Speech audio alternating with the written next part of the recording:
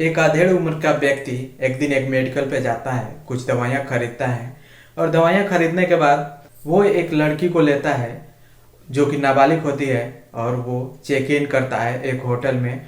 Hotel में check in करने के बाद वहाँ पे दोनों बाप बेटी का रिश्ता बता करके वहाँ पे चेक इन कर लेते हैं।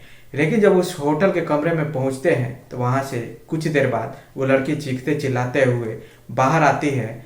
उसके बाद वहाँ पे जो माहौल होता है, वहाँ के जो स्टाफ होते हैं वो दौड़े दौड़े वहाँ पे जाते हैं। उसके बाद वहाँ पे पुलिस पहुँचती है। जब पुलिस वहाँ पहुँचती है तो उसको जांच करती है। जांच करने के बाद उसके लाश को पोस्टमार्टम के लिए भेजा जाता है और भेजने के बाद पता चलता है, पोस्टमार्टम के रिपोर्ट से पता चलता है उसकी मौत हार्ट अटैक से नहीं बल्कि कुछ शक्तिवर्धक दवाइयों के ओवरडोज से हुई है।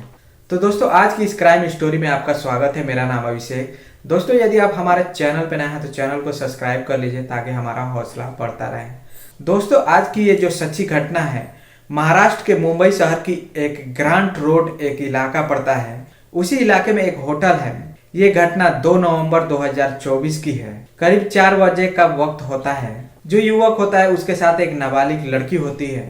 उसकी उम्र 14 साल होती है और जो युवक होता है उसकी उम्र 41 साल होती है।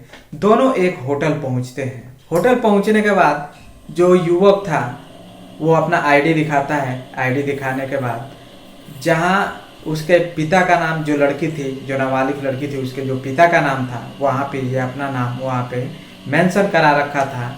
उसके बाद दोनों वहाँ पे चेक इन कर जाते हैं। चेक इन करने के बाद अंदर जाते हैं, जो कमरा होता है। अंदर जाने के बाद जो लड़की होती है और ये उस लड़की के साथ फिजिकल होने की कोशिश करता है।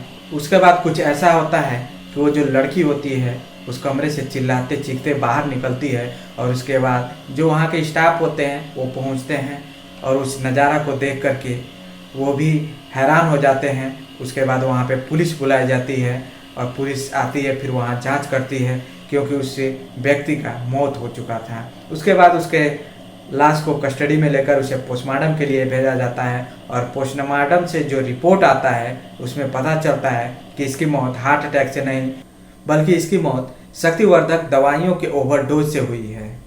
जब उस लड़की के साथ वो फिजिकल होने की कोशिश कर रहा था तभी उस दवाइयों की वजह से उसकी हार्ट बीट बढ़ जाती है, जिसकी वजह से उसकी मौत हो जाती है। दोस्तों, जो युवक था उसकी उम्र थी 41 साल और जो नाबालिग जो लड़की थी उसकी उम्र थी 14 साल। जो युवक था वो गुजरात के डायमंड नगरी का रहने वाला था और वो उसी गुजरात के एक डायमंड फैक्ट्री जो थी वहाँ पे वो मैनेजर पोस्ट पे काम कर रहा था और जो नाबालिग लड़की थी उसी फैक्ट्री में एक वर्कर का काम कर रही थी। उसके बाद उन दोनों की मुलाकात होती है। वो जो नाबालिग लड़की थी वो अपने घर की कुछ मजबूरियों की वजह से वहाँ पे काम कर रही थी, तो उससे बात करने की कोशिश करता है। उसके घर वाले के बारे में जानने की कोशिश करता है कि उसकी स्थिति क्या है। तो जैसे उसके बारे में उससे पता चलता है तो उससे धीरे धीरे उससे लगाव शुरू हो जाता है। उसके बाद वो उस लड़की के घर जाना आना भी शुरू कर देता है और उस लड़की से बात करना भी शुरू कर देता है। लेकिन एक दिन वो युवक यानी कि जो मैनेजर था उस कंपनी का, वो घूमने के लिए मुंबई जा रहा था। तो उस लड़की से भी कहता है कि तुम भी चलो और हम मुंबई घूमने के लिए जा रहे हैं। तो वो मना करती है कि हमारे घर वाले नहीं जाने देंगे। उसके बाद वो उसके साथ उसके घर भी जाता है और उसके माता पिता से बात करता है, क्योंकि उससे पहले उसकी आर्थिक स्थिति को देखकर कई बार उसकी सहायता किया था। कई बार पैसे की ज़रूरत पड़ती थी तो वो पैसे देता भी था। तो इसलिए उसके माता पिता भी इसके पे विश्वास करते थे और जब वो वहाँ पे जाता है तो वो बोलता है कि देखिए हमारी बेटी जैसी है और हम जा रहे थे घूमने, तो मैं सोचा क्यों ना इसको भी लेकर चले, ये भी घूम लेगी। उसके बाद उसके माता पिता उसके पे विश्वास करते थे। वो बोल देते हैं ठीक है ले जाइए, कोई बात नहीं। फिर वो वहाँ से 300 किलोमीटर दूर यानी कि गुजरात से मुंबई पहुँच जाते हैं। मुंबई पहुँचने के बाद एक होटल में पहुँचते हैं और वहाँ पे आधार कार्ड, जो लड़की का आधार कार्ड था और जो अपना आधार कार्ड था, वो दोनों करेक्शन करा के, यानी कि जो लड़की के पिता का नाम था वो अपना नाम जो व्यक्ति था वो वहाँ पे डलवा दिया था यानी कि एक फर्जी आधार कार्ड तैयार करके वो दोनों वहाँ पे चेक इन कर जाते हैं। चेक इन करने के बाद उस होटल के कमरे में जा कर के वो नाबालिग लड़की के साथ ये फिजिकल होने की कोशिश कर रहा था, जिसकी वजह से ये शक्तिवर्धक दवाइयों के ओवरडोज की वजह से इसकी वहाँ पे मौत हो जाती है। मौत होने के बाद जब वो लड़की वहाँ पे चीखते चिल्लाते बाहर आती है, उसके बाद वहाँ के स्टाफ और वहाँ पे जो भी लोग थे वहाँ पहुँचते हैं, तो उसे आनन फानन में लेकर के उसे वहाँ के नज़दीकी जे हॉस्पिटल में उसे भेजा जाता है। पुलिस की टीम वहाँ पे पहुँचती है, जांच पड़ताल करती है। जांच पड़ताल करने के बाद पता चलता है कि ये कैसे हुआ है जो है क्लियर नहीं पता चल रहा था। लोग कह रहे थे कि हार्ट अटैक से मौत हुई है।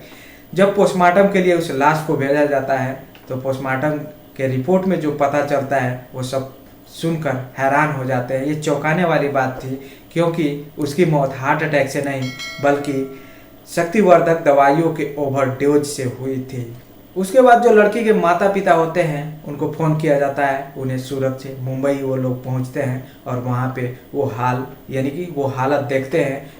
उसके बाद वो थाने में शिकायत करते हैं। उसके बाद पॉस्को और भारतीय न्याय संहिता की और धाराओं में युवक के खिलाफ केस दर्ज किया जाता है। हालांकि युवक की तो मौत हो चुकी थी, तो एक संक्षिप्त रिपोर्ट तैयार करती है पुलिस ताकि कोर्ट में पेश किया जा सके, क्योंकि इस तरह की बहुत सारी घटनाएं होती हैं। 2022 में उत्तर प्रदेश के एक चर्चित शहर यानी कि प्रयागराज में भी देखने को मिला था कि एक युवक यानी कि शादीशुदा अपनी पत्नी के साथ फिजिकल होने से पहले शक्तिवर्धक दवाइयों का जो है ज़्यादा सेवन कर लेता है अपने मित्रों को कहने पे, लेकिन उसके साथ कुछ ऐसा ही होता है। उसके बाद उसे हॉस्पिटल भेजा जाता है। हॉस्पिटल में जब वो जाता है तो उसे डॉक्टर किसी तरह बचा लेते हैं, लेकिन उसे इरेक्टाइल डिसफंक्शन की बीमारी हो जाती है। तो दोस्तों, इस पूरी घटनाक्रम को सुनाने का उद्देश्य किसी व्यक्ति को परेशान करना नहीं, किसी व्यक्ति का दिल दुखाना नहीं, आपको जागरूक करना है, आपको सचेत करना है।